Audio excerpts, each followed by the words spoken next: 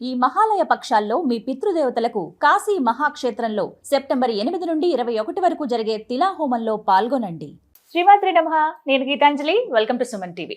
దేవీ శరన్నవరాత్రులు వచ్చేస్తున్నాయి. ఎంతో ఉత్సాహంగా జరుపుకునేందుకు మనందరం సిద్ధం అవుతున్నాం. కాకపోతే ఎన్నో సందేహాలు ఉంటాయి కదా మనందరికీ. ప్రత్యేకంగా ముందు రోజు మహాలయ అమావాస్య తర్వాత రోజు నుంచే ప్రారంభం అవుతుంది. అందులో గ్రహణం వచ్చింది అంటున్నారు ఈసారి. మరి ఎలాగా? అందులో మనం ఏంటంటే ముందుగానే సిద్ధమైపోతాం. మరి ఆ రోజు శుభ్రపరచుకుంటే అది లెక్కలోకి రాదా? మళ్ళీ తర్వాత రోజు మళ్ళీ శుభ్రపరచుకోవాలా? అసలు మొత్తంగా ఈ నవరాత్రులన్నాళ్ళు మన దగ్గర ఏ వస్తువులు ముందుగానే సిద్ధంగా ఉండాలి, ఏ వస్తువులు ఉండకూడదు, ఏవి ఉండాలి, వీటి గురించి తెలుసుకుందాం. అలాగే మనం ఎక్కువగా ప్రిపేర్ అయ్యేది అమ్మవారి పూజలు అనగానే రంగులకు ఎక్కువ ప్రాధాన్యత ఇస్తూ ఉంటాం. ఎలాంటి వస్త్రాలు ముందుగా మనం సిద్ధపరచుకోవాలి, అలాగే దాంతో పాటుగా నియమాలు ఎలాంటివి మనందరం పాటించాలి. ముందుగానే మనం అన్ని ప్రిపేర్ అయిపోతే అప్పటికప్పుడు హడావిడి పడకుండా అన్ని చాలా జాగ్రత్తగా చేసుకోవచ్చు. మరి వీటి గురించి తెలుసుకుందాం వివరాలు. ప్రత్యేకంగా వీడియో అంతా కూడా వీక్షించమని కోరుతానండి. నేను సేవ్ చేసి పెట్టుకోండి. వీడియో మీకు ఉపయోగపడుతుంది, ఎందుకంటే 10 రోజులు ముందుగానే వీడియో అనేది అందిస్తూ ఉన్నాం. తెలుసుకుందాం. వీటన్నిటి గురించి కూడా వివరించేందుకు ప్రస్తుతం మనతో పాటు ఉన్నారు. గత 15 సంవత్సరాలుగా 30,000కు పైగా జాతకాలను పరిశీలించి వాళ్ళలో మార్పుని తీసుకొచ్చి వాళ్ళకి అభివృద్ధి వైపు దారి చూపించినటువంటి ప్రముఖ జ్యోతిష్యులు బ్రహ్మశ్రీ నందిబట్ల శ్రీహరి శర్మ గురువు గారు మనతో పాటు ఉన్నారు. వారితో మాట్లాడదాం. గురుగారు నమస్కారం అండి. వాగర్థావివ సంపృక్తౌ వాగర్థ ప్రతిపత్తయే జగతః పితరౌ వందే పార్వతీ పరమేశ్వరౌ. ఆదిత్యాయ చ సోమాయ మంగళాయ బుధాయ చ గురు శుక్ర శనిభ్యశ్చ రాహవే కేతవే నమః.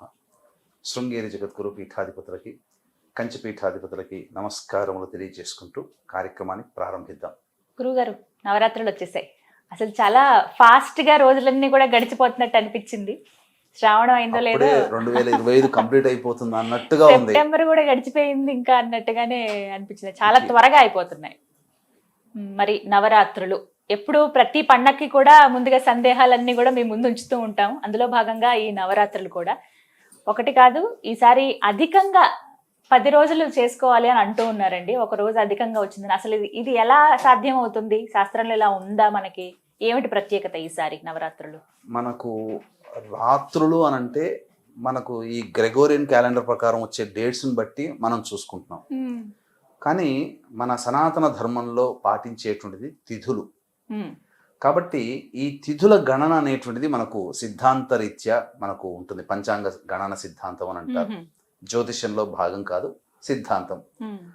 అందులో ఉన్నటువంటి తిథి ప్రమాణము, నక్షత్ర ప్రమాణము, వాటిని బేరీజు వేసుకుంటూ కొన్నిసార్లు తిథి ప్రమాణం పెరుగుతుంది, కొన్నిసార్లు తిథి ప్రమాణం తగ్గుతుంది. ఇలా నక్షత్ర ప్రమాణం కూడా అంతే. కాబట్టి ఇతమిద్దంగా ఇదే కరెక్ట్గా 24 గంటలు ఒక నక్షత్రం, 24 గంటలు ఒక తిథి. ఆ తిథి 24 గంటలు అనేటువంటిది కాకుండా కొన్నిసార్లు ప్రమాణాన్ని అనుసరించి పెరగడము, హెచ్చు తగ్గులు అనేటువంటి ఉండడం. ఈ హెచ్చు తగ్గులు జరిగినప్పుడు సంబంధించినటువంటిది రాత్రులు అన్నప్పుడు ఏమవుతుంది, సూర్యోదయ ప్రమాణాలు కూడా మారుతుంటాయి కదా. ఆ మారినప్పుడు ఇప్పుడు ఉదాహరణకి అష్టమి తిథి 6:30 ఉదయం ఉంటుంది, సూర్యోదయం 6:45కు ఉంటుంది. అంటే ఆ సూర్యోదయం కంటే ముందే అష్టమి తిథి ఉంది. మళ్ళీ తెల్లవారి అష్టమి తిథి 7:30 వరకు ఉందనుకోండి, అప్పుడు 2 రోజులు తిథి అలాగనే లెక్క పెట్టుకుంటాం. సూర్యోదయానికి ప్రమాణం ఉంది కాబట్టి అలా మనకు సంబంధించి అవి అవునమ్మా. అలా ఈ విధంగా తిథి అనేటువంటిది ఒకే తిథి 2 సూర్యోదయాలు గనక ఉంటే ఒకే తిథిగా మనం లెక్క పట్టుకుంటాం. అలా ప్రమాణం పెరుగుతుంది అంతవరకు. ఏదేమైనా కానీ ఈసారి అమ్మవారిని విశేషంగా ఇంకొక రోజు పూజ చేసుకుంటాం, అది సంతోషమే. ఇక మొట్టమొదటి సందేహం, ముందు రోజేమో అమావాస్య, అందులోనూ గ్రహణం ఉందంటున్నారు, సూర్యగ్రహణం. మరి పటాలు అవన్నీ కూడా ఎప్పుడు శుభ్రపరచుకోవాలి? ముందుగా తీసుకురావాల్సిన వస్తువులన్నీ కూడా ముందు రోజే తెచ్చుకోవచ్చా, లేకుంటే నవరాత్రి ప్రారంభమైన మొదటి రోజు అంటే గనక ఆలస్యం అయిపోతుంది పూజకి అనేటువంటి సందేహం చాలా మంది మహిళా మనుల్లో ఉందండి. నివృత్తి చేయండి. తప్పకుండానమ్మా. అంటే మనకు సాధారణంగా ఏదైనా నవరాత్రులు అనేటువంటివి అమావాస్య వెళ్ళిన పాఠ్యం నుంచే ప్రారంభమవుతాయి. అయితే అమావాస్య నాడు శుభ్రపరచుకోవడం అనేటువంటిది మనకు సాంప్రదాయంలో లేదు కాబట్టి చాలా మటుకు ముందు రోజు అయినటువంటి చతుర్దశి రోజునే అన్ని శుభ్రపరచుకునేవాళ్ళు పూర్వకాలంలో.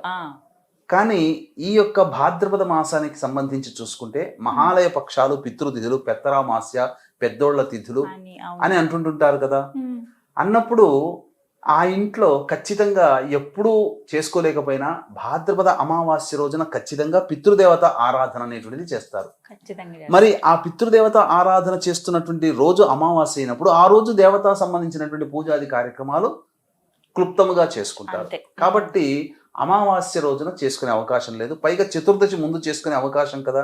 చతుర్దశి నాడు కూడా ఈ పితృపక్షాలకు సంబంధించినటువంటిది కాబట్టి ఇక్కడ ఎటువంటి ఇబ్బందులకి లోను కాకుండా అమావాస్య వెళ్ళిన తెల్లవారి ఉదయాన్నే కనుక శుభ్రపరచుకొని పటాలని శుభ్రపరచుకొని పూజా మందిరం అంతా సిద్ధం చేసుకొని పూజకి సంబంధించినటువంటిది ఉద్యుక్తులయ్యారు అని అంటే ఖచ్చితంగా ఆ విధంగా చేసుకోవడమే సముచితం. లేదు మాకు సెంటిమెంట్ అండి మేము అని అన్నప్పుడు 2:30 గంటలకి అట్లా లేచి కాలకృత్యాదులు తీర్చుకొని 3 గంటలకల్లా చక్కగా ఆ దీపారం 3 నుంచి 6 గంటల లోపల ఎంతసేపు అమ్మా ఇల్లంతా శుభ్రపరచుకోవడం. వెంబడే చక్క ఎవ్వరూ ఉండరు కాబట్టి చక్క పనులన్నీ అయిపోతాయి. ఎవ్వరి ఇబ్బంది ఉండదు. పూజా మందిరం కూడా స్నానం చేసేసి శుభ్రంగా చూసుకోవచ్చు, చిత్రపటాలు చేయొచ్చు. సూర్యోదయం అవుతూనే చక్కగా దీపారాధన చేసి మనకిష్టమైనటువంటి విధంగా మనం పూజ చేసుకోవచ్చు. అలా మంచి సలహా. కాబట్టి ఆ విధంగా చాలా మంది ఇంకోటి ఏంటంటే గ్రహణం ఉంది కదా అని చెప్పి చాలా ఇది అడగబోతున్నాను. గ్రహణం ఎఫెక్ట్ ఏమన్నా ఉంటుందా, అసలు మనం పాటించాలా వద్దా? మనకేం గ్రహణం లేదు. అంతేనా? ఎందుకనంటే భారతదేశంలో ఇది కనిపించదు. న్యూజిలాండ్, ఆస్ట్రేలియా, ఫిజీ సంబంధించినటువంటి దేశాల్లో కనబడుతుంది తప్ప మన భారతదేశంలో కనిపించదు. కాబట్టి అసలు గ్రహణం గురించి పోయిన 7వ తారీఖు రోజున ఉన్నటువంటి చంద్రగ్రహణం ఉన్నది కాబట్టి దానికి పాటించాం. ఆచార నియమాలు, పట్టువిడుపు స్నానాలు ఈ గ్రహణానికి సంబంధించినటువంటి పాటించాల్సిన అవసరం లేదు. పైపెచ్చు నవరాత్రుల ప్రారంభానికంటే ముందు గ్రహణం వచ్చింది, చేసుకోవచ్చా చేసుకోకూడదు అనేటువంటి సందర్భం కూడా ఉంటుంది. ఎందుకంటే 3:23 వరకు గ్రహణ సమయం సూచిస్తుంది మన భారత కాలమానం కన్వర్ట్ చేసుకుంటే. కాబట్టి మనకు లేదు కాబట్టి చక్కగా 3 గంటలకి ప్రారంభం చేసేసి సూర్యోదయం కల్లా అన్ని కార్యక్రమాలు ఇంట్లో చిత్రపటాలు కానీ విగ్రహాలు కానీ అన్ని క్లీన్ చేసుకోవచ్చు. అసలు ఇంకా ధ్యాస కూడా తీసేసి అమ్మో గ్రహణం అనే ఆలోచన కూడా వదిలేమంటారు. అంతే కదా, సంతోషం. మళ్ళీ వాటి కోసం అని అదొక భయం, ఆందోళన ఉంటాయి. ఇక ఖచ్చితంగా ఈ 10 రాత్రులు అని ఎలా అనాలి గురువు గారు? ఎందుకంటే నవరాత్రులు అంటే 9 రాత్రులు ఉన్నప్పుడు అంటాము. ఇప్పుడు మరి దశరాత్రులు అనొచ్చా? నవరాత్రులే ఎందుకంటే తిథుల ప్రకారం చేసుకునేది కదమ్మా. కాబట్టి నవమి తిథి వరకు మనం లెక్క పెట్టుకుంటాం కాబట్టి ఆ తిథిగా నవరాత్రులు అనడమే చెప్పడం సముచితం. గురుగారు, మరి ఈ నవరాత్రి పూజకు సిద్ధపరచుకోవాల్సిన వస్తువులు ఏంటో వివరిస్తారా? ప్రధానంగా వస్తువుల కన్నా ఈ నవరాత్రికి సంబంధించి సిద్ధపరచుకోవాల్సినటువంటిది నిర్మలమైనటువంటి భక్తి, విశ్వాసం. ఏ కోరిక లేకుండా అమ్మ కరుణిస్తే చాలు, అమ్మ దయ ఉంటే చాలు, అన్నీ ఉన్నట్టే ఈ ఒక్క వాక్యాన్ని మనసులో పెట్టుకొని అమ్మ అనుగ్రహం కోసం మనం ఆరాటపడి పోరాటం చేయాల్సిందే. ఈ 9 రోజులు తప్పకుండా అమ్మవారి అనుగ్రహం కలుగుతుందమ్మా. ఇక నిండైనటువంటి విశ్వాసంతో ఆ సోమవారం 22వ తారీఖు రోజు నుంచి ప్రారంభం చేసుకొని అమ్మవారికి ముఖ్యంగా ఇష్టమైనటువంటిది కాంతి, దీపారాధన. కాబట్టి చక్కగా అవకాశం ఉంటే వీక్షించేటువంటి ప్రేక్షకులు కూడా అఖండ దీపారాధన చేసుకోగలిగే అవకాశం ఉంటే అఖండ దీపారాధన చేయవచ్చు. లేదు ఉన్నంత వరకైనా సూర్యోదయం నుంచి ప్రభృతి మొదలుకొని సూర్యాస్తమయం మనం నిద్రించేంత వరకైనా కానీ దీపారాధన ఉండేటట్టుగా చూసుకోవాలి. ఆ విధంగా వెలుగులు చిరుగుతూ ఉన్నటువంటి సందర్భంలో కాంతివంతంగా అమ్మవారి యొక్క పూజా మందిరం గనక ఉంటే తప్పకుండా అమ్మవారు ప్రసన్నురాలవుతుంది. ఎందుకంటే పూర్వకాలంలో ఇప్పుడు వచ్చాయి విగ్రహాలు, కానీ పూర్వకాలంలో కేవలం జ్యోతిని మాత్రమే ఆరాధన చేసేవాడు. అందుకే ఓంకారం చెప్పేటప్పుడు జ్యోతి మాత్రమే ఉంటుందమ్మా. ఆ జ్యోతి పరబ్రహ్మ స్వరూపం. మనం ఈ మధ్య వచ్చాయి దేవాలయాల్లో, అంటే ఒక కొన్ని వేల సంవత్సరాల మొట్టమొదటి పరంజ్యోతి అని చెప్పి, అంటే ఈ విధంగా దీపారాధన చేసుకోవాలి. ఇక మిగిలినటువంటివి అమ్మవారికి ఇష్టమైనటువంటి వస్తువులు, ముఖ్యంగా అమ్మవారికి నామార్చన. కాబట్టి నామార్చనకి తగ్గట్టుగా కుంకుమార్చన అంటారు. ఈ కుంకుమార్చన తగ్గట్టుగా శుద్ధమైనటువంటి కుంకుమ, యాసిడ్స్ కలిపి తయారు చేసింది కాకుండా పరిశుద్ధమైనటువంటి కుంకుమ తయారు చేసే చోట కొద్దిగా రేట్ ఎక్కువైనా పర్వాలేదు, కానీ శుద్ధమైనటువంటిది వస్తువు వాడాలి.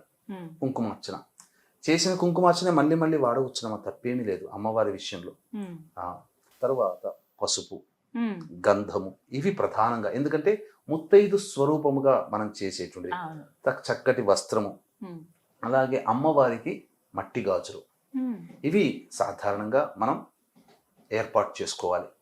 ఇక తదనంతరం పూజలో భాగంగా ధూపము, దీపము, నైవేద్యం. ధూపం విషయంలో సుగంధ పరిమళమైనటువంటి ధూపములు, ఘాటైనటువంటివి వాడకుండా, ఎందుకంటే అమ్మవారు సౌమ్య దేవత కాబట్టి, ఈ సౌమ్య దేవత ప్రసన్నతనిచ్చేటువంటిది కాబట్టి, ఆ అమ్మవారు అనుగ్రహించాలి అని అంటే ప్రసన్నంగా చక్కటి సువాసన కలిగినటువంటిది వాడాలి. అంతే తప్ప ఉగ్రదేవతలకి ఇచ్చినట్టుగా ఇది ఉండకూడదు. ముఖ్యంగా ఈ ధూపంలో అమ్మవారికి పరమ ప్రీతికరమైనటువంటిది మైషాచి మనకు పూజా స్టోర్ లో దొరుకుతుంది. అది ఖచ్చితంగా ఉపయోగించుకుంటే అమ్మవారి యొక్క అనుగ్రహం సంపూర్ణంగా ఉంటుంది.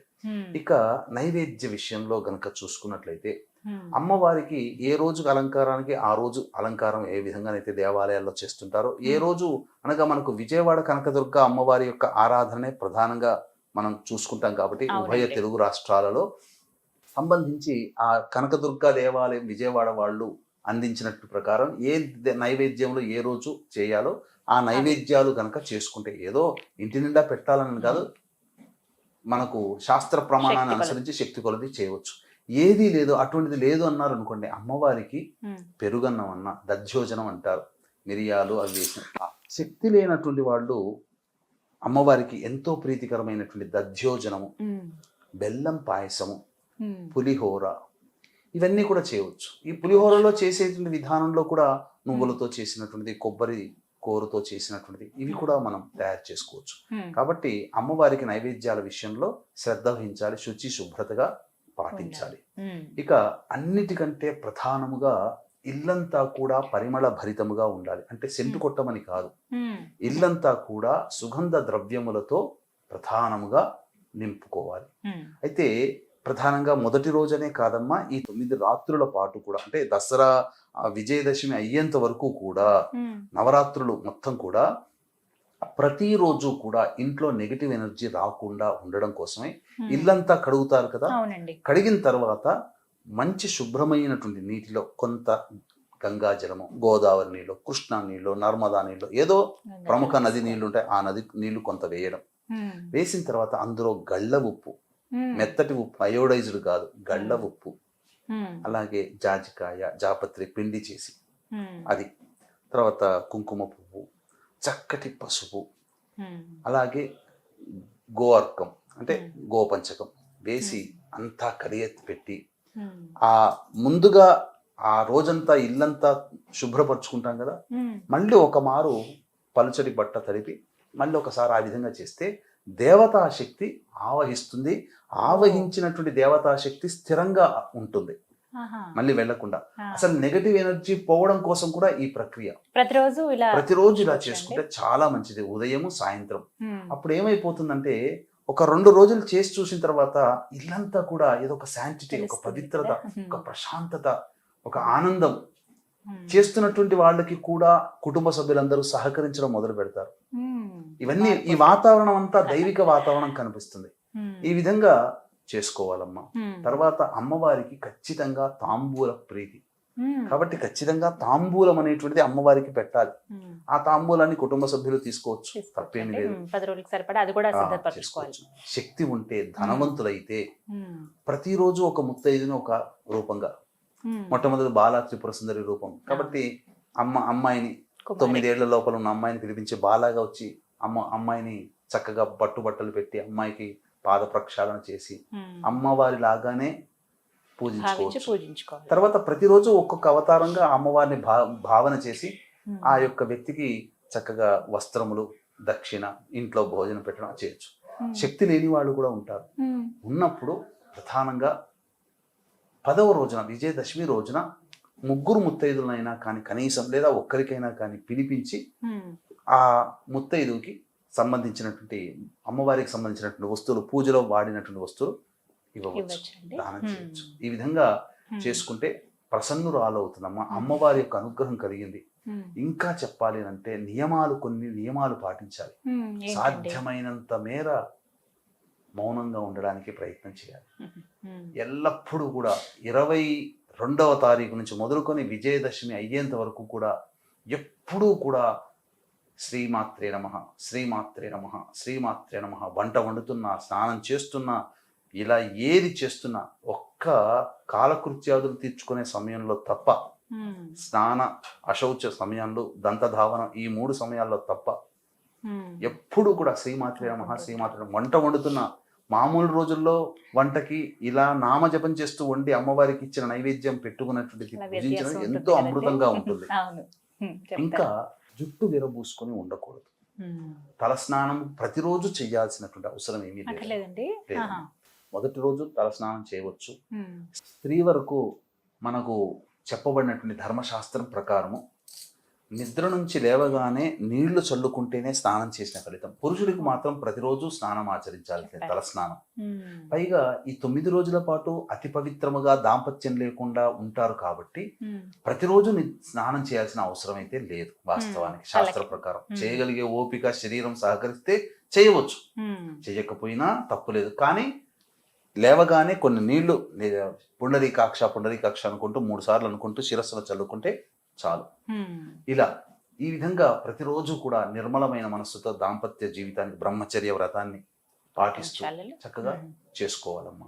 ఇది ఈ నియమాలు పాటించాలి. ఆహార నియమాల్లో ఏమైనా ఉన్నాయండి? అంటే ఇవి ఖచ్చితంగా తినకూడదు ఈ నవరాత్రుల్లో అంటే ఏమైనా? ఇక్కడ ప్రధానంగా అమ్మవారికి సంబంధించి అంటే రజోగుణాన్ని పెంపొందించే ఆహారాలు, మద్యము, మాంసము తినకూడదు. అలాగే ఉల్లిపాయ, వెల్లుల్లి ఇలాంటివి తినకూడదు, అస్సలు వాడకూడదు. కాబట్టి శాంతపరిచే గుణాలు, సౌమ్యంగా ఉండేటువంటిది, సాత్వికమైనటువంటి ఆహారమే భుజించాలి. మసాలాలు ఇవన్నీ వాడకూడదమ్మా. ఈ 9 రోజుల పాటు పూర్తి శాకాహారం అనేటువంటిది ఉంటే అమ్మవారు చాలా ప్రీతిగా పాత్రలు అవుతుంది.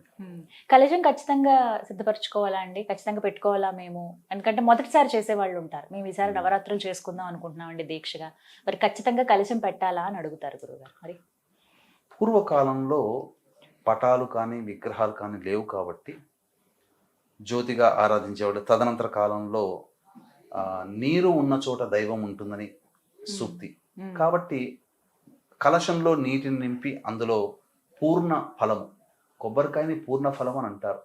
కారణం ఏంటంటే బ్రహ్మాండం అంతా అందులోనే ఉంది.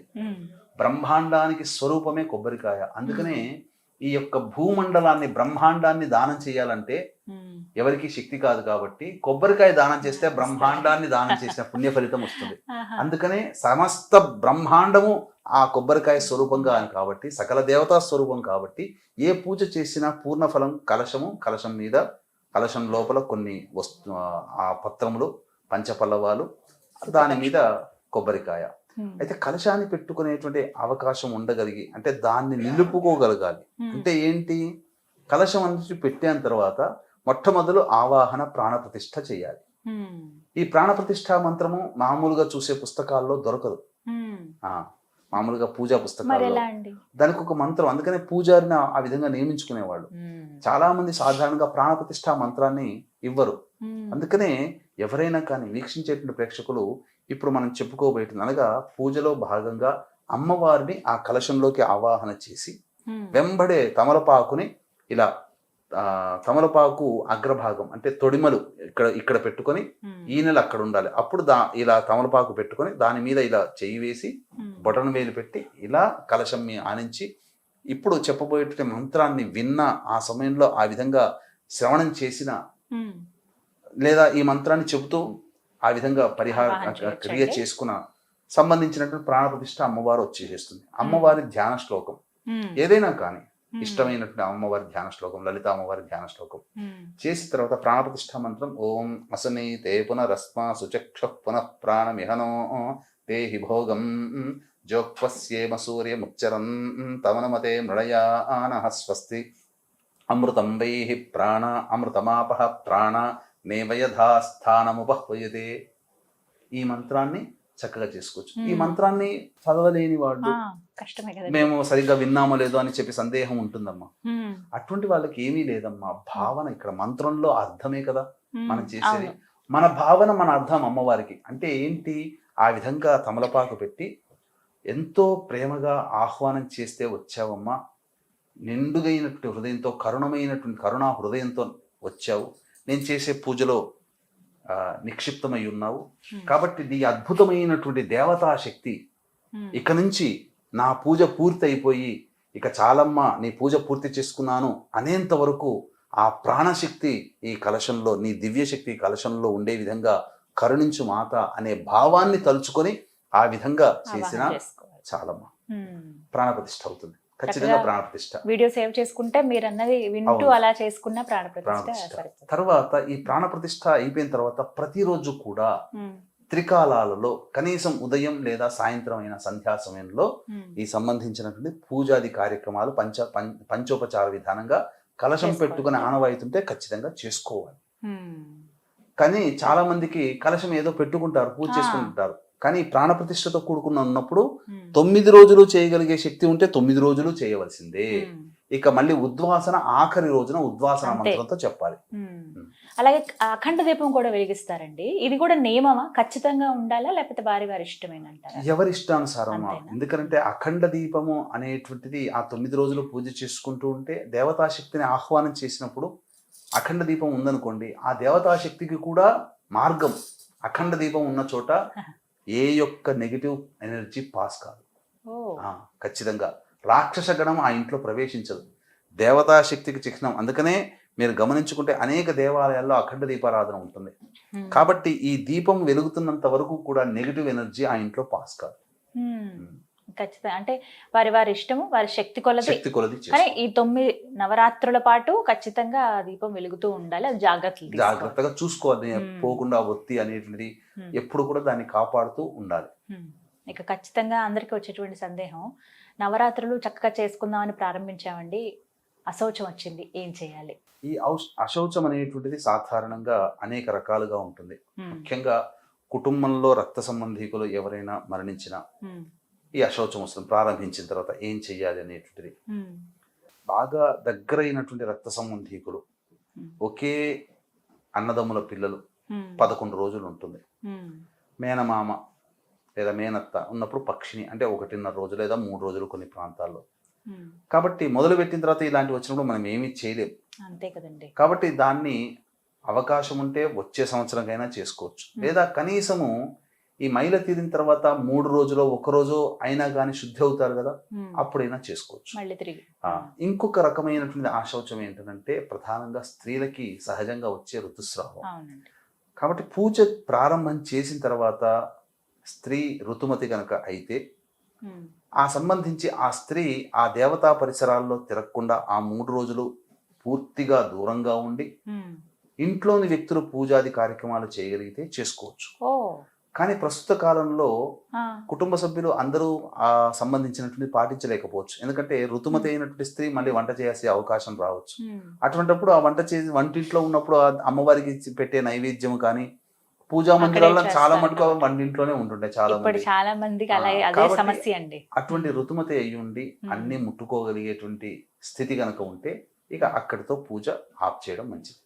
లేదు అవకాశం ఉంది, దూరంగా ఉండగలుగుతాం, మాకే ఇబ్బంది లేదు, మాకు ఇంట్లో వాళ్ళు చూసుకుంటారు, నా భర్తో లేకపోతే నా సంతానమో చేస్తారు అనుకున్నప్పుడు అన్ని నైవేద్యాలు కూడా వాళ్ళే వండుకొని చేసుకోగలిగితే మంచిది. కానీ ఆ దేవతా పూజా పరిసర ప్రాంతాల్లో కనీసము ఆ ఋతుమతి అయినటువంటి స్త్రీ తాకిన గాలి కూడా ప్రవేశం చేయకూడదు. అంటే అసలు ఆ రూమ్ లో దేవతా మందిరంలో రాకుండా చూసుకోగలిగితే మంచిది. 3 రోజులు 4వ రోజు కేవలం సంబంధించి ఇంటి బాగు చేసుకోవడానికి మాత్రమే అధికారం. 5వ రోజు నుంచి మళ్ళీ ఆవిడ పూజ చేసుకోవచ్చు. తర్వాత అక్కడి నుంచి వారు మళ్ళీ కొనసాగించుకోవచ్చు. అయితే ఇంకొక సందేహం అండి, దసరా రోజుతోటి పూజ అయిపోయినట్టేనా, ఇంకా కొనసాగించాలంటారా? అయితే శాస్త్ర ప్రకారం గనక చూసుకుంటేనమ్మా ఈ నవరాత్రులు అనేటువంటిది 9 రాత్రులుగా చేసుకుంటారు. కానీ అమ్మవారు షోడశ కళారూపిణి. మన అమావాస్య వెళ్ళిన పాడ్యం నుంచి మొదలుకొని పౌర్ణమి వరకు కూడా ఈ సంబంధించిన 15 కళలతో పక్షము రోజులు విరాజిల్లుతుండి అమ్మవారి కళ చేరి 16 కళలతో ఉండిపోతుంది. కాబట్టి పూర్వకాలంలో ఆచార సాంప్రదాయంగా అమ్మవారిని ఆరాధన చేసే దక్షిణాచారం కానీ, సమయాచారం కానీ, కౌళాచారం కానీ, వామాచారం కానీ వాళ్ళు కేవలం నవరాత్రులతోనే కాకుండా పౌర్ణమి వరకు కూడాను పూజాది కార్యక్రమాలు చేసి పౌర్ణమి రోజున పూర్ణాహుతి చేసుకుంటారు. అది కాబట్టి మరి ఇప్పుడు పౌర్ణమి వరకు చేయొచ్చా అండి ఒకవేళ శక్తి ఉన్న చేయకుండా వాళ్ళు పౌర్ణమి వరకు చేసుకోవచ్చమ్మా. చక్కగా ఎందుకనంటే ఉమ్, ఇక్కడ చాలా మంది పూజలు చేసుకుంటూ ఉంటుంటారమ్మా. అంటే ఏంటి, ప్రతిరోజు ఎంతో భక్తిగా పూజ చేసుకుంటుంటారు. ఉమ్, అందరికీ కూడా ప్రధానంగా ఏంటనంటే మన ఇంట్లో పూజ చేసుకున్నాం, కానీ అమ్మవారి అనుగ్రహం ఇంకా విశేషంగా కలిగితే బాగుండును ఉమ్, అని చెప్పి అనుకుంటాం కదా. అని చాలా మందికి ఉంటుంది. కాబట్టి పైగా ఈసారి పౌర్ణమి తిథి ఉత్తరాభాద్ర నక్షత్రంతో వచ్చింది. ఉమ్, సాధారణంగా రేవతి నక్షత్రంలో కానీ, అశ్వినిలో కానీ, లేదా భరణి నక్షత్రంలో కానీ ఆశ్వీజ పౌర్ణమి వస్తుంది. ఉమ్, ఉత్తరాభాద్ర నక్షత్రంతో కూడుకున్నటువంటి ఆశ్వీజ పౌర్ణమి రావడం చాలా విశేషము.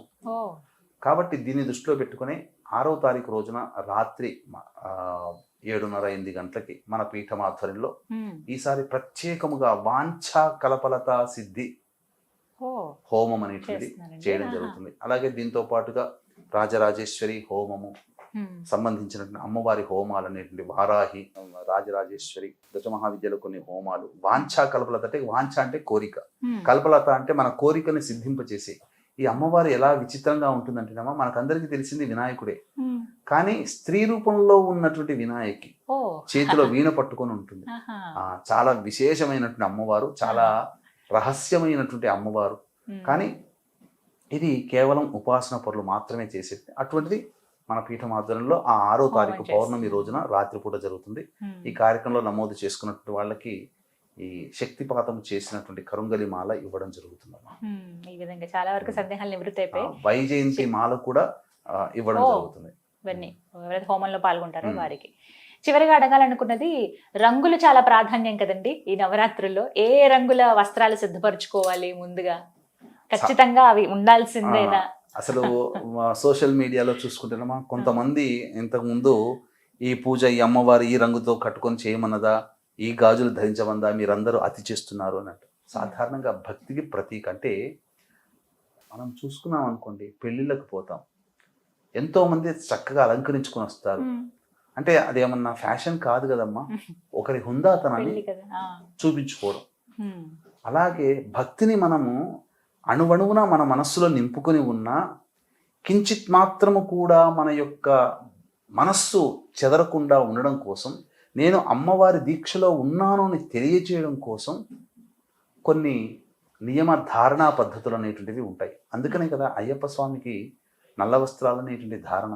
ఉమ్, నేను అయ్యప్ప స్వామి దీక్షలో ఉన్నానని తెలపడం కోసమే కదా. ఆ, భవానీ మాల వేస్తారు, ఎరుపు రంగు వస్త్రాలు. ఉమ్, అలాగే ఈ సంబంధించినటువంటి అమ్మవారికి ప్రీతికరమైనటువంటి రంగులు ఏవయ్యానంటే ఉమ్, ఎరుపు, ఉమ్, పసుపు మరియు ఆకుపచ్చ. ఆకుపచ్చండి. ఉమ్, కాబట్టి వీటిట్లో ఏదైనా కానీ అమ్మవారికి ఇష్టమైనటువంటిది ఈ సంబంధించినటువంటి రంగులు వేసుకోవచ్చమ్మా. ఉమ్, గాజులు వేసుకోవచ్చు, ఉమ్, చక్కగా రంగురంగుల బొట్టు కూడా గాజులు. పెట్టుకోవచ్చు, తప్పేమీ లేదు. ఉమ్, ఇలా అమ్మవారు అంటే సాక్షాత్తు ఎలా ఉండాలంటే, పూజ చేసే స్త్రీమూర్తి అమ్మవారే అక్కడ పటంలో కనిపించే అమ్మవారు ఇక్కడ కూర్చుందా, ఉమ్, దేవాలయంలో ఉన్న అమ్మవారు ఇక్కడ ఉందా అన్నట్టుగా భావన నిండైనటువంటి ఉండాలి. ఉమ్, అంటే చక్కగా సాంప్రదాయబద్ధంగా చీర ఉమ్, ధరించాలి. ఉమ్, అలాగే జుట్టు విరబూసుకోకూడదు. ఉమ్, అలాగే చక్కగా పూలమాల ధరించాలి. నుదుటిన బొట్టు, స్త్రీకి లక్ష్మీ చిహ్నములుగా భావించబడేటువంటి స్థానంలో కుంకుమ ధరించాలి. నుదుటిన, శిరస్సున, కంఠమున ఇలా ఉమ్, చక్కగా కాలికి అందెలు, అంటే అమ్మవారు నడిచి వస్తుంటే, అంటే సాక్షాత్తు అమ్మవారు. అసలు అమ్మవారి ఉపాసన పరులు కొంతమంది ఆడవాళ్ళని చూస్తే ఉమ్, అసలు చక్కగా సాష్టాంగ ప్రణామం చేయాలనిపిస్తుంది. వాళ్ళని చూడగానే ఉంటారు. ఒక అలౌకికమైనటువంటి భక్తి భావం, సాక్షాత్తు అమ్మవారే దిగొచ్చినట్టుగా ఉంటారు. నిజం. చక్కగా ఉంటారు. అలాగే ఈ రకమైనటువంటి విధానంలో లాగా చాలా మంది అమ్మవారు, ఇప్పుడు మనం చూసామనుకోండి, అనేకమైనటువంటి ఆహార విహారాల్లో కనుక చూస్తే వాళ్ళ యొక్క కనిపించే దృశ్యంలో కొన్ని వస్తువులు వాడు, లిప్స్టిక్ లాంటివి ఇట్లాంటివి, ఉమ్, అంటే సాధారణమైనటువంటి సాంప్రదాయానికి విరుద్ధంగా కొన్ని ధరిస్తూ ఉంటుంటారు. అవును. అటువంటి ధరించకుండా ముఖ్యంగా ఆ 9 రోజులు సుమంగళిగా ఉన్నటువంటి స్త్రీమూర్తి అసలు చెప్పాలి అని అంటే ఒక్క భర్తకి తప్ప ఎవ్వరికీ కూడా ఉమ్, మాంగళ్యం కనిపించకూడదు. ఉమ్, శాస్త్ర నియమం అది. ఓ మాంగళ్యం అనేటువంటిది ఎప్పుడైతే అలా బహిరంగ కనిపిస్తూ వేసుకుంటారు కదమ్మా, ఉమ్, భర్తకి ఇబ్బందులు కలుగుతాయి. అందుకనే హరిశ్చంద్రుని యొక్క కథలో మీరు చూస్తే చంద్రమతి భార్య ఉమ్, ఆమెని గుర్తుపెట్టి నీ మాంగళ్యం బంగారం కదా అది అమ్ముకొని తీసుకురా అంటే నా భర్తకి తప్ప ఎవరికి నేను కనబడదే, ఇతనే నా భర్త అని చెప్పి అప్పుడు గుర్తుపడుతుంది. కాబట్టి ఆనాటి ఆ సాంప్రదాయం అది. ఇదేం మహిమల్లాగా ఉండదు, కేవలం భర్తకు మాత్రమే కనబడి ఎవరికి అట్లని కాదమ్మా. ప్రతి స్త్రీమూర్తి ఆనాడు ఈ విధమైన నియమాలు పాటించారు కాబట్టి ఆనందంగా జీవించారు. ఇప్పుడు అన్ని కూడా బహిర్గతం అయిపోతున్నాయి కాబట్టి చక్కగా నిజంగా సుమంగళి అన్నప్పుడు సుమంగళిగానే ఉండాలి. ఇలాంటి వస్త్రములు ధరించవచ్చు, గాజులు కానీ ఇవన్నీ వేసుకోవచ్చు. నిత్యం ఆ ఇంట్లో చక్కగా దేవతానామము జపిస్తూనే ఉండాలి.